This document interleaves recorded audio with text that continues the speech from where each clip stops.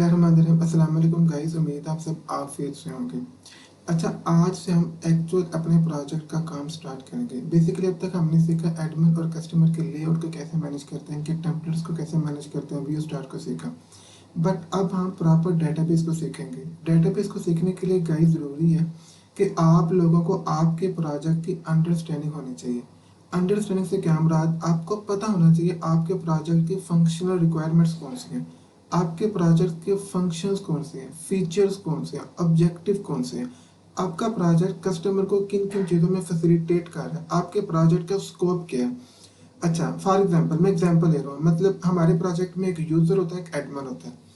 अगर हम e commerce project की बात करें ना, ऐसा कोशिश कीजिए कि इस लेक्चर से पहले एक पेन और एक रजिस्टर पकड़ लें और इन चीज़ों को साथ साथ नोट कर लें। ये आपके बहुत काम आएंगी। और ये जो हम चीज़ें आज डिस्कस करेंगे ओवरऑल सभी बच्चों के लिए होंगी, सभी प्रोजेक्ट्स के लिए ओवरऑल जनरल डिस्कशन होगी आज की हमारी।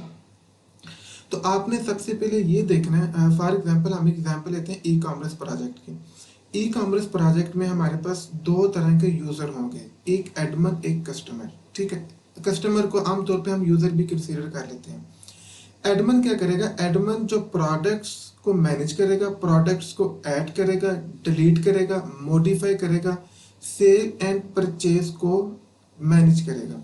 बट कस्टमर क्या करेगा, कस्टमर आएगा वेबसाइट पे, साइन अप करेगा, देन साइन इन करेगा। इसके बाद कस्टमर अपने रेलेवेंट अपनी डिजायर प्रोडक्ट को सर्च करेगा, जो भी उसे चीज़ चाहिए। अगर उसको चीज़ पसंद आती है तो वो क्या कर सकता है, वो ऐड टू कार्ट करेगा। ये कस्टमर को देखते हैं, कस्टमर कर क्या रहा है, सर्च कर रहा है, ऐड टू कार्ट कर रहा है। अब उसकी मर्जी है, उसको हम ऑप्शन देते हैं कि भैया आपने ऑनलाइन पेमेंट करनी है या कैश ऑन डिलीवरी करना है। यहाँ तक कस्टमर का काम होता है। हाँ, इसके अलावा कस्टमर फीडबैक प्रोवाइड कर सकते हैं। एडमिन के जो है ना, एडमिन का स्कोप आपको मिल गया, कस्टमर का स्कोप मिल गया। आपको पता चल गया कस्टमर क्या क्या क्या क्या कर सकता है, आपको पता चल गया एडमिन क्या क्या क्या क्या कर सकता है। इसके अगेंस्ट आपको ये दोनों चीज़ें जब आप मिलाएंगे तो आपको पता चलेगा कि आपके प्रोजेक्ट क्या कर सकते हैं और आपका प्रोजेक्ट का स्कोप क्या है। फिर इनमें से आपने देखना है कि किन किन चीज़ों के टेबल निकल सकते हैं। मिसाल के तौर पर आप एक टेबल बनाएंगे कस्टमर का, जिसमें कस्टमर की डिटेल होगी। एक टेबल बनाएंगे आप एडमिन का, जिसमें एडमिन की डिटेल होगी। एक टेबल बनाएंगे आप कैटेगरी का, जिसमें हम कैटेगरी से लेके आएंगे। कैटेगरी से क्या मुराद है, हमारे पास एक कैटेगरी है शूज़ की, उसमें हम डिफरेंट कंपनीज के शूज़ जो है ना उनको डिस्प्ले करवाएंगे। एक कैटेगरी है टी शर्ट्स की, उसमें हम तमाम के तमाम टी शर्ट्स लेके आएंगे। ये कैटेगरीज मैंने दो भी बनाई हुई हैं। आप काफ़ी सारी कैटेगरीज बना सकते हैं।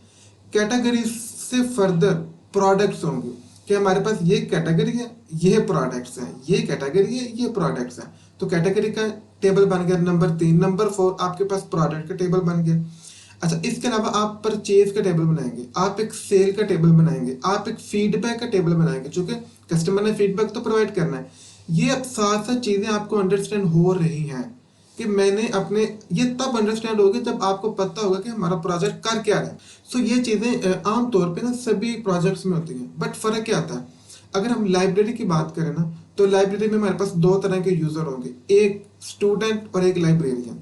अच्छा, मज़े की बात है, ई कॉमर्स में हमने बात की थी हमारे पास दो तरह के यूज़र होंगे, एडमिन और कस्टमर। यहाँ पे हमने बात की हमारे पास दो तरह के यूज़र होंगे, लाइब्रेरियन और स्टूडेंट। स्टूडेंट क्या करेगा, स्टूडेंट अपनी प्रोफाइल चेक कर सकते हैं, स्टूडेंट चेक कर सकता है जो है ना बुक्स की डिटेल, ये काम स्टूडेंट। अब लाइब्रेरियन क्या कर सकता है, लाइब्रेरियन ने बुक्स को ऐड करनी है। इसके अलावा लाइब्रेरियन ने पब्लिशर्स को ऐड करना। लाइब्रेरियन ने बुक्स की ब्रांच को या बुक्स के डिपार्टमेंट्स को या बुक्स की कैटेगरी को उसने ऐड करना है। फॉर एग्जाम्पल हमारे पास आईटी डिपार्टमेंट की बुक्स हो सकती हैं, सीएस की बुक्स हैं, फिजिक्स की, तो सभी का ट्रैक अलग अलग होगा ना। तो ये कौन मैनेज कर रहा है, ये आपका लाइब्रेरियन मैनेज कर रहा है। लाइब्रेरियन जरूरत पड़ने पे बुक्स को डिलीट भी कर सकता है। बुक इशू किसने करनी है, लाइब्रेरियन ने। बुक इशू करवानी किसने है, स्टूडेंट है। स्टूडेंट करवाएगा, लाइब्रेरियन करेगा। अच्छा हाँ, अब 5 से 6 दिन का टाइम मिल गया स्टूडेंट को कि भैया ये लो बुक्स और जाओ, और स्टूडेंट क्या करता है, वो 8 से 10 दिन बाद आ रहा है, तो उसको फाइन भी होगा, पेनल्टी लगेगी। अब पेनल्टी को मैनेज किसने करना, लाइब्रेरियन ने। तो अब चीज़ें आपको अंडरस्टैंड हो रही हैं कि लाइब्रेरी सिस्टम में हमारे पास एक टेबल आ जाएगा स्टूडेंट का, एक आ जाएगा लाइब्रेरियन का, एक आ जाएगा बुक्स का, एक आ जाएगा ब्रांच का, एक आ जाएगा पेनल्टी का जिसमें हम फाइन को, एक आ जाएगा इश्यूज का। बुक्स इश्यूज तो करवानी है तो उसकी भी डिटेल आएगी कि भाई किस डेट को कौन सी बुक किस स्टूडेंट को इशू हुई। तो ये डिटेल हम इश्यूज के टेबल में।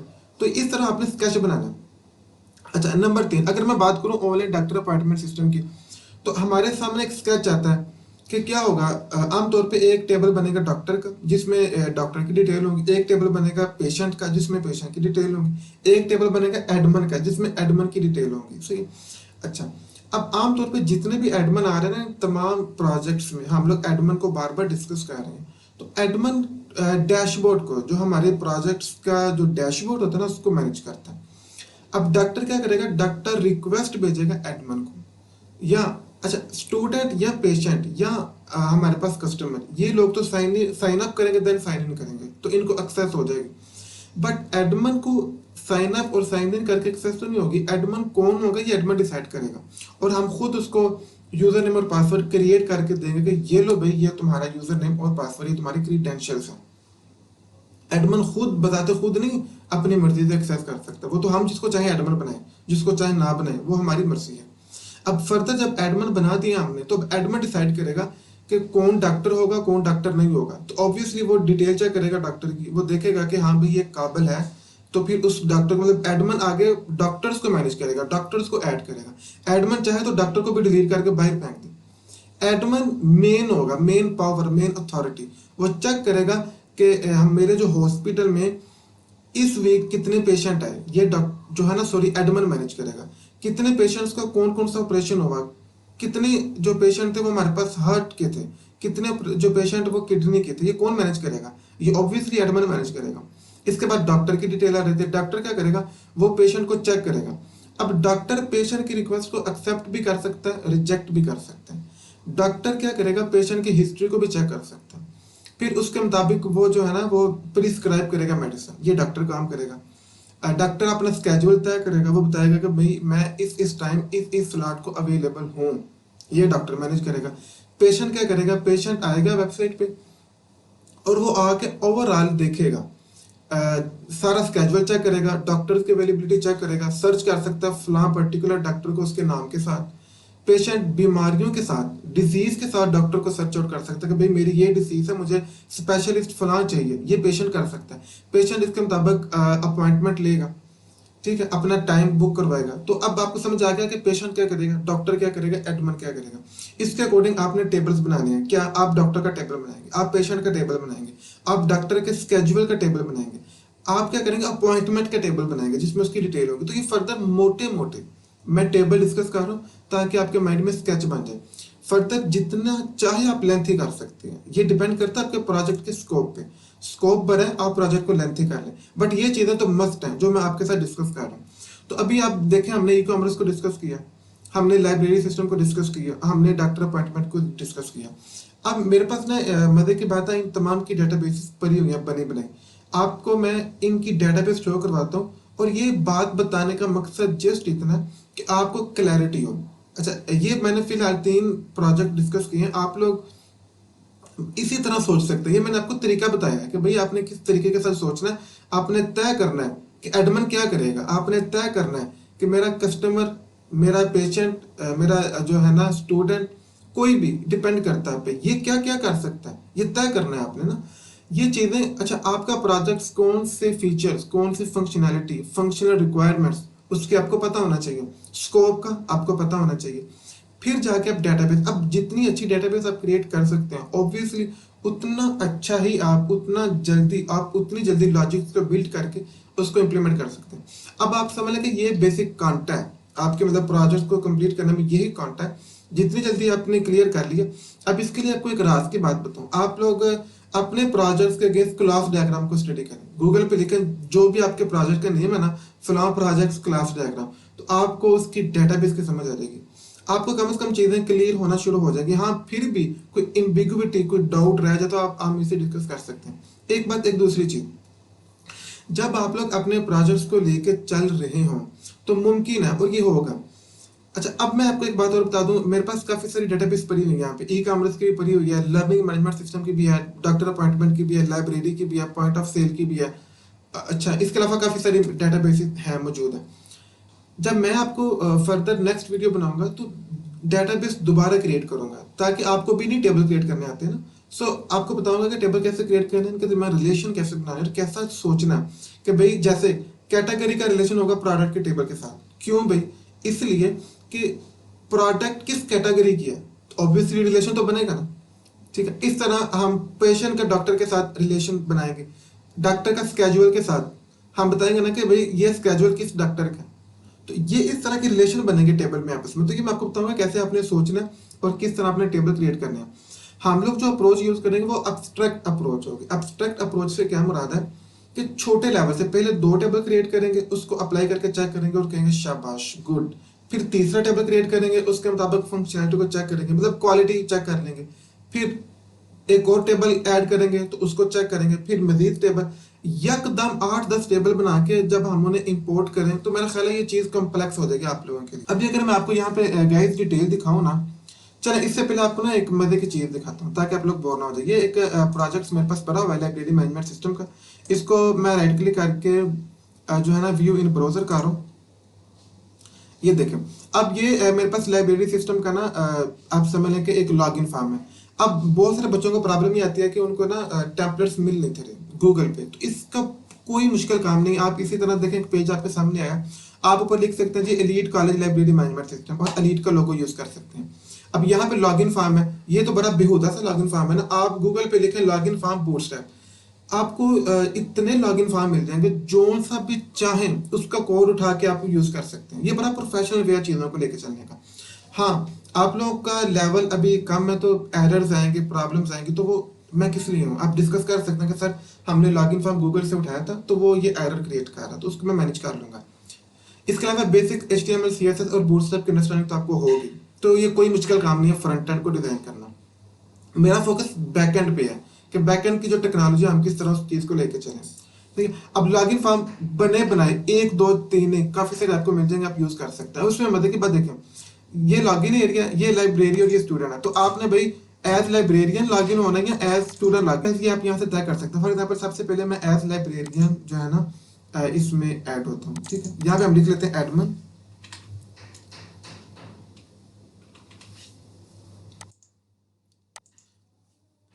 और गाइस यहाँ पे भी मैं लिख रहा हूँ एडमन। तो गाइस आप लोग यहाँ पे देख रहे हैं ये अब डैशबोर्ड ओपन हो चुका है। डैशबोर्ड में क्या है, ऐड पब्लिकेशंस। सो यहाँ से हम पब्लिकेशंस ऐड कर सकते हैं। ये डिपेंड करता है आप पे, आप जो से भी चाहे ऐड कर सकते हैं। लाइक मैं एच फिलहाल कोई भी मैंने पब्लिकेशन में पब्लिशर ऐड कर लिया।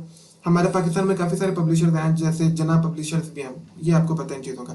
ऐड बुक्स, यहाँ से हम बुक्स का नेम, डिटेल, ऑथर और फिर आप बताएंगे कि ये बुक्स किस जो है ना पब्लिकेशंस की है। ब्रांच हम यहाँ से ना ऐड ब्रांच भी कर सकते हैं। ब्रांच से क्या मुराद है, IT branch, CS branch, physics branch, bio की, मतलब IT की जितनी बुक्स हैं उस ब्रांच में आ जाएंगी जहाँ से आप। इसके अलावा ऐड स्टूडेंट को मैनेज कर सकते हैं। ऐड स्टूडेंट से क्या मुराद है कि आपने मेंबर बनाना है, जो मेंबर होगा उसी को बुक इशू होगी ना, तो उसकी डिटेल यहाँ पे आ जाएंगी। इसके अलावा पेनल्टी आपको पता है, जो भी हम लोग करेंगे फाइन वगैरह करेंगे वो यहाँ से मैनेज होगा। रिपोर्ट्स मैनेज होंगी, इश्यूज बुक्स की रिपोर्ट्स। इश्यूज रिपोर्ट से क्या मुराद है कि आज की डेट में लास्ट वीक कितनी बुक इशू हुई उसकी रिपोर्ट बन जाएगी हमारे पास। ठीक है, बुक्स की जो है ना हम कौन सी बुक कब इशू हुई, यहाँ पे वो डिटेल आ जाएगी। अब मजे की बात आपको ये बताऊँ, ये फर्दर मैंने थोड़ा सा ना ओवरव्यू दिया आपको कि किस तरह ये एक जो है ना लाइब्रेरी सिस्टम मैनेज हो रहा है।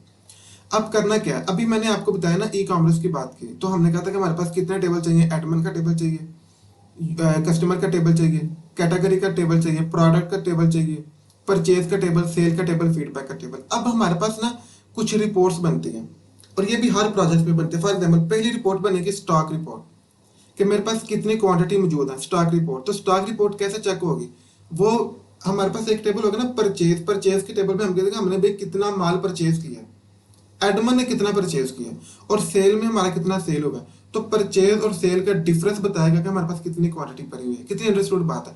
तो ऑब्वियसली फिर स्टॉक रिपोर्ट के लिए हमें टेबल की जरूरत नहीं पड़ेगी, हम परचेज वाला टेबल और सेल वाले टेबल को यूज करके उनका डिफरेंस निकाल लेंगे। इसी तरह मैंने एक रिपोर्ट बनानी है प्रॉफिट एंड लॉस की। अब ये सोचने का अंदाज देखें ना, हमने एक रिपोर्ट बनानी है प्रॉफिट एंड लॉस की, तो इसके लिए हमें टेबल नहीं चाहिए। ऑब्वियसली हम देखेंगे हमारे पास परचेज कितनी और सेल कितनी हुई, तो दोनों की जो प्राइस का डिफरेंस निकालेंगे तो हमें पता चल जाएगा कि कितना लॉस हुआ, कितना प्रॉफिट हुआ। इसके अलावा सेल रिपोर्ट बनेगी सेल के टेबल से, परचेज रिपोर्ट बनेगी परचेज के टेबल से। यहाँ पे मैंने इसलिए ये बात की, अभी हमारे पास रिपोर्ट्स आ रही है ना, जैसे बुक की रिपोर्ट है तो ये बुक के टेबल से बुक की रिपोर्ट आ जाएगी, स्टूडेंट की रिपोर्ट स्टूडेंट के टेबल से आ जाएगी, ठीक है। पेनल्टी की रिपोर्ट पेनल्टी के टेबल से आ जाएगी। तो ये रिपोर्ट्स हमारे पास कुछ होंगी जिनमें हमारे पास ओवरऑल डिसीजन होते हैं। रिपोर्ट्स में ही हमें पता चलता है कि जो है ना हम कैसे जा रही है, हमारी कंपनी कैसे जा रही है, मतलब उसमें नुकसान हो रहा है या फायदा हो रहा है। तो ये सारी चीज़ें रिपोर्ट्स बताती हैं हमें। अच्छा, अब थोड़ा सा अवर भी ले लेते हैं कुछ डेटाबेसेस का। ये एक मतलब छोटा सा आम सा एक प्रोजेक्ट था, तो मैंने आपको दिखा दिया।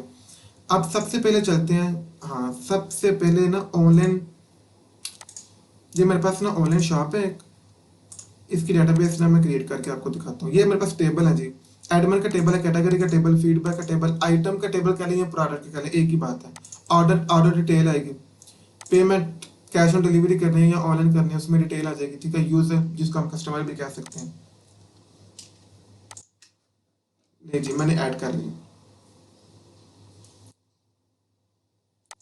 ठीक है। ये अवर भी आपको दिखा रहा हूँ, ठीक है। ये देखें यूजर की डिटेल है, आप यहाँ से देख सकते हैं। पेमेंट की डिटेल आप लोग देख सकते हैं, जिसमें बैंक्स की डिटेल भी, ऑर्डर डिटेल है, इनके एट्रीब्यूट भी आप लोग चेक कर सकते हैं, ठीक है। ऑर्डर की डिटेल में आमतौर पर हमारे पास आएगा जो है ना ऑर्डर का स्टेटस आएगा, ये आएगा कि कौन सी प्रोडक्ट सेल हुई है, उसकी क्वांटिटी क्या है, ठीक है। ये कैटेगरी का टेबल है, ठीक है। ये आप लोग देख रहे हैं कैटेगरी का टेबल, ऊपर फीडबैक का टेबल, ये आइटम या प्रोडक्ट का टेबल, ठीक है। तो ये एक मैंने ओवरव्यू दे दिया आपको कि इसका जी ये ई कॉमर्स का आमतौर पर जितने भी, अब आपने मोबाइल जो है ना उसको सेल परचेज करना है तो यही टेबल बनेंगे, आपने शूज सेल परचेज करना है तो यही टेबल बनेंगे। कोई भी चीज़ मतलब ई कॉमर्स के रेलिवेंट कुछ भी होगा तो उनमें बेसिक फंडा यही होगा। मजीद अब हम थोड़ा सा देखते हैं ऑनलाइन जो है ना डॉक्टर अपॉइंटमेंट सिस्टम को। एक सेकेंड, वो मेरे पास यहाँ पे जी देखो, अब ये ऑनलाइन डॉक्टर अपॉइंटमेंट सिस्टम की डेटाबेस है जिसमें एडमिन का टेबल है, डॉक्टर का टेबल है, इसके अलावा पेशेंट का टेबल है, डॉक्टर स्केड्यूल टेबल है और इनके एट्रीब्यूट्स भी आपको नजर आ रहे हैं और अपॉइंटमेंट का टेबल है, ठीक है। ये बेसिक ओवरव्यू दे रहा हूँ आपको। इसके अलावा हम लोग ये क्लास डायग्राम है, क्लास डायग्राम से भी हम समझ सकते हैं चीज़ों को। तो ये क्लास डायग्राम है टूर एंड ट्रैवल मैनेजमेंट में, जिसमें हमारे पास जो है ना वो ट्रेन की बुकिंग की डिटेल है, फ्लाइट बुकिंग की डिटेल है, इसके अलावा हमारे पास ट्रेन कैंसिलेशन है। ये इतना लेंथी वैसे आपने नहीं बनाना, बट ये आपको ओवरव्यू दे रहा हूँ। आप लोग इसका स्कोप, ये तो इसका तो बहुत लेंथी स्कोप है ना जो अभी हम डेटाबेस देख रहे हैं, तो आपका मुमकिन स्कोप बहुत कम होगा, ठीक है। इसके अलावा पैकेजेस, जो भी पैकेजेस हम टूर के दे रहे हैं, ये डिपेंड करता है आप कौन कौन सा पैकेज दे। फर्दर गए हमारे पास होटल कैंसिलेशन, बस कैंसिलेशन, ठीक है। ये चीज़ें आपको ओवरव्यू देने का मकसद है कि आपका माइंड ओपन, आपको पता चले कि डेटाबेस हम कैसे क्रिएट करते हैं, ठीक है। इसके अलावा मजीद मेरे पास एक और डेटाबेस भी यहाँ पे है लाइब्रेरी की, अगर मुझे आज की डेट में मिल जाए तो, हाँ ये लाइब्रेरी की, इसको ओपन कर सकते हैं इस डेटाबेस को। इसमें आप देख रहे हैं एडमिन का टेबल है, बुक का टेबल है, ब्रांच, आईटीसीएस वगैरह, पेनल्टी, फाइन वगैरह, पब्लिकेशन, पब्लिशर्स की, रेंट जो हम इशू करवाते हैं उसका टेबल है, स्टूडेंट का टेबल है।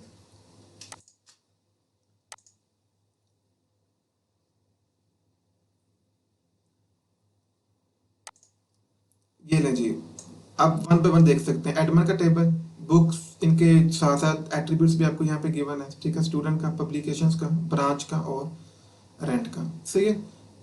ये आपका ये, हाँ, अब आप ये सोचते हो कि हम ये सर से डेटाबेस ले लेंगे, डेटाबेस बिल्कुल नहीं किसी को मिलेगी, आपने खुद क्रिएट करनी है, ठीक है। ये दिखाने का मकसद सिर्फ था कि ऑब्वियसली स्टूडेंट जो है ना फेड अप हो रहे थे, उनको समझ नहीं आ रही थी कि हमारे प्रोजेक्ट्स में डेटाबेस कौन सी क्रिएट होनी है। तो ओवरव्यू दे रहा हूँ आपको, मैं बता रहा हूँ ताकि आपको ना ये भी जहमत ना करनी पड़े।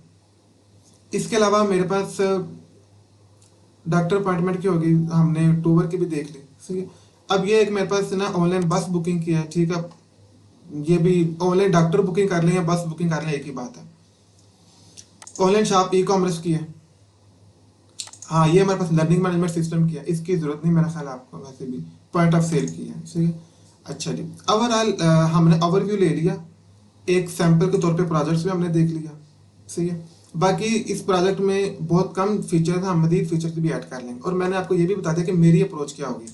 मेरी अप्रोच ये होगी कि मैं नई डेटाबेस क्रिएट करूंगा, लाइक डेटाबेस पे जाके न्यू डेटाबेस, यहाँ से हम अपने डेटाबेस का आगाज़ करेंगे नाम रख के, फिर पहले टेबल क्रिएट करेंगे और 2 टेबल 3 टेबल क्रिएट करके उनको हम इंपोर्ट करेंगे और उनका रिजल्ट चेक करेंगे। नेक्स्ट वीडियो में इंशाल्लाह हम प्रॉपर लॉगिन सिस्टम जो है ना, लॉगिन पेज डिज़ाइन करके यूज़र और एडमिन को लॉगिन करवाएंगे।